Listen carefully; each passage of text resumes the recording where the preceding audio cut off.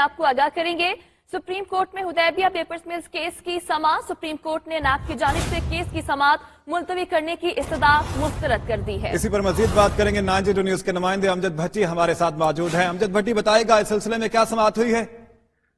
جی عدیل، بالکل جسٹس مشیر عالم کی سربراہی میں 3 رکنی بینچ نے آج حدیبیہ پیپر ملز کیس سے متعلق کیس کی سماعت کی ہے۔ تو نیب کے ڈپٹی پروسیکیوٹر جنرل عمران الحق عدالت میں پیش ہوئے اور انہوں نے 3 رکنی بینچ سے یہ استدعا کی کہ کیونکہ نیب کے پروسیکیوٹر جنرل کی تعیناتی تاحال عمل میں نہیں لائی جا سکی ہے، اسی لیے اس کیس کی سماعت کو ملتوی کیا جائے۔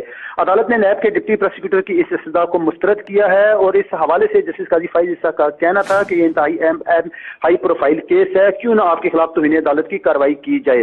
عدالت نے ان سے استفسار کیا کہ بتایا جائے کہ کیس ملتوی کرنے کا جو فیصلہ جو ہے یہ کس کی ہدایت پر کیا گیا، جس پر عدالت کو بتایا گیا کہ چیئرمین نیب کی زیر صدارت اجلاس ہوا تھا، اس میں یہ کہا گیا تھا کہ پروسیکیوٹر جنرل کی تعیناتی کے لیے سمری بھیجی ہوئی ہے اور جب تک پروسیکیوٹر جنرل کی تعیناتی عمل میں نہیں لائی جاتی اس وقت تک کیس کی جو سماعت ہے اس کو ملتوی کرنے کی استدعا عدالت سے کی جائے گی۔ بہرحال نیب کی جانب سے کیس ملتوی کرنے کی استدعا جو ہے وہ سپریم کورٹ کے بینچ نے مسترد کر دی ہے۔ اب اس کیس کی دوبارہ سماعت 11:30 بجے آج ہی ہوگی۔ جی